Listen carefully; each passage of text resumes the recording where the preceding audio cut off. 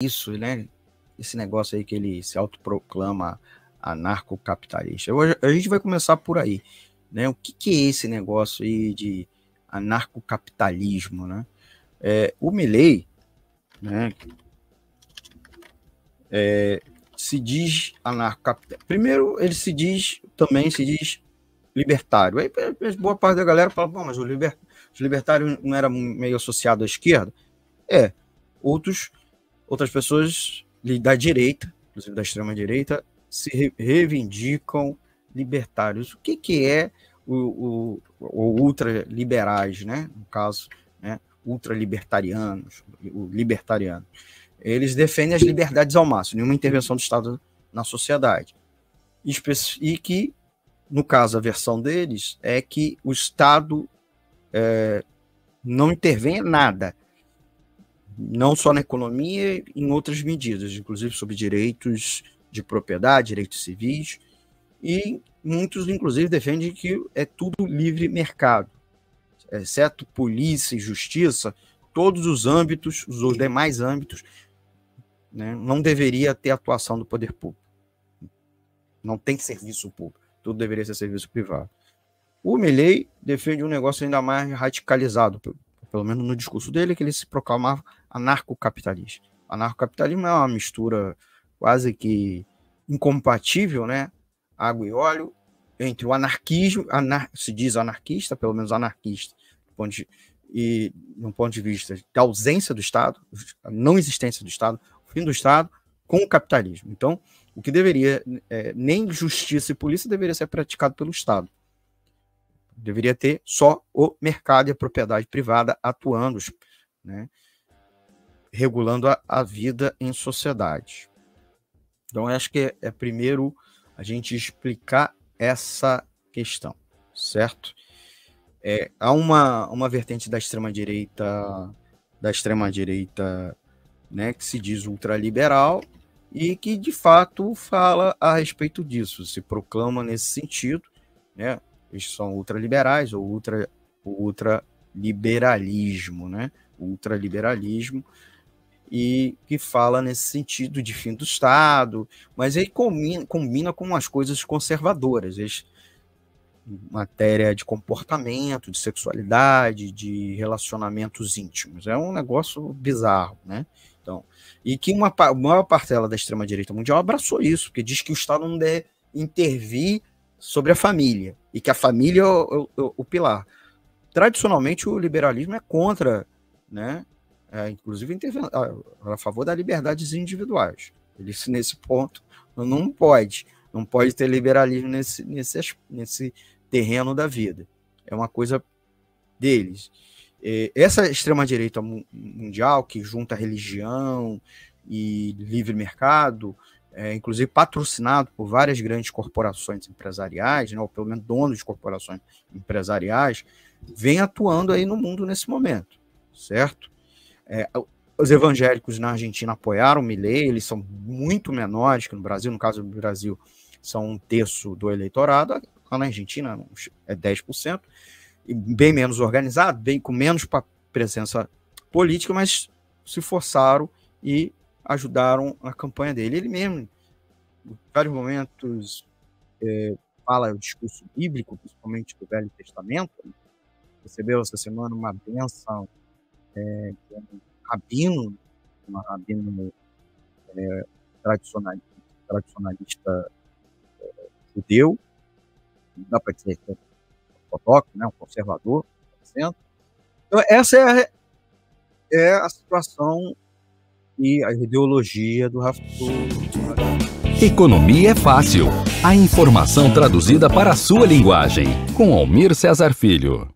Milei defendeu ao longo da campanha, mesmo que no segundo turno ele tenha dado uma escamoteada, né, a dolarização, a extinção de ministérios, a privatização total da economia, total, inclusive até a ausência de um banco central, que é, por excesso, um banco público, que regula a moeda, que regula os juros, que regula a emissão dos títulos da dívida pública e regula os outros bancos, porque ele, e, antes de tudo, é o banco dos bancos, é quem empresta os bancos, no último caso.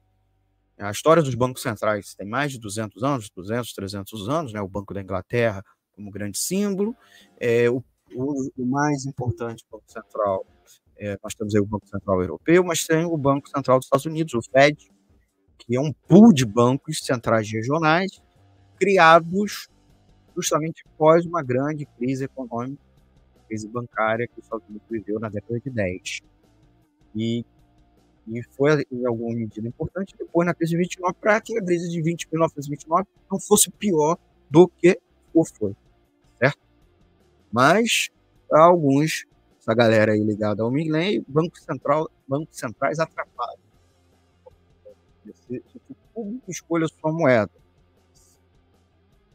O que quer dizer isso? É uma coisa muito complexa. A teoria varia, tá bom? Isso está muito associado a várias frações do empresariado, é preciso a gente chamar a atenção, que são derrotadas na globalização. Essas frações são frações minoritárias da globalização, mas que não estão fora dos processos de acumulação da globalização. Não é um empresariado autônomo nacional, ligado ao mercado nacional. Então, são gente como os ruralistas argentinos, que durante os embates maiores com a indústria do próprio país perdem, porque o setor industrial recebe ajuda do governo, e intervencionismo, inclusive na moeda, beneficia esses empresários da indústria em detrimento deles próprios. A Argentina, por exemplo, se viu forçada para tentar gerar caixa, o governo argentino tem um imposto sobre exportação de commodities, inclusive agrícolas, coisa que o Brasil não tem, né? Nós temos aí a Lei Candir, que praticamente desonera tudo da exportação, o que prejudica o caixa dos estados, do município, dos estados. De certa maneira, a crise fiscal dos estados é causada pelo impacto da Lei Candir, porque o setor da economia que está mais reagindo nesse momento à exportação é justamente o setor que os estados não conseguem arrecadar. Então, e também frações no mercado financeiro, somente as pequenas e médias corretoras que estão fora, que não, diferente dos bancos, que têm grande força, querem participar do mercado de títulos, querem participar, inclusive de forma rapina, sobre o processo de privatização, de desestatização, de venda das ações, ou através de leilões, ou pulverizada das ações das empresas estatais. E são justamente, ou também operar mercado de câmbio e também mercado de criptomoedas. Então, são esses setores, minoritários do processo de globalização, não derrotados, mas que se sentem desprivilegiados no processo de globalização, que se unem em torno dessas candidaturas da extrema-direita. Muito similar ao que aconteceu aqui com a candidatura também do Bolsonaro. Então, eram dois blocos, Massa e Milei, dois blocos do empresariado. Massa, inclusive, é um setor, historicamente, principalmente a indústria, o grande serviço, que dominou durante anos, mas que se deu mal, vem da crise econômica, está muito dependente do Estado, das políticas de intervenção do Estado na economia. Então, Massa, o que ele está defendendo? Fim do Banco Central, nessa situação atual, é bem problemático, mas é o que ele está defendendo, Uma reforma do Estado, privatizar grandes estatais, como a Petrolífera YPF, que eles chamam de IPF, que foi reestatizada nos anos 2000, após a crise argentina, a Revolução Argentina, aquela crise do Corralito, a Companhia de Eletricidade, a ERSA, e eu já falei do Banco Central, depois eu volto a ele, e a própria dolarização. Acompanhe a programação da Web Rádio Censura Livre no site www.clwebradio.com, no aplicativo exclusivo para ouvir rádio no celular, tablet e Smart TV. A emissora também está no Radiosnet, um dos maiores aplicativos para esta finalidade, na nossa página no Facebook e no canal da emissora no YouTube. Acesse o nosso canal escrevendo youtube.com/c/censura livre, tudo junto. Inscreva-se no canal e acione o sininho para receber as notificações de novos vídeos. Web Rádio Censura Livre, a voz da classe trabalhadora.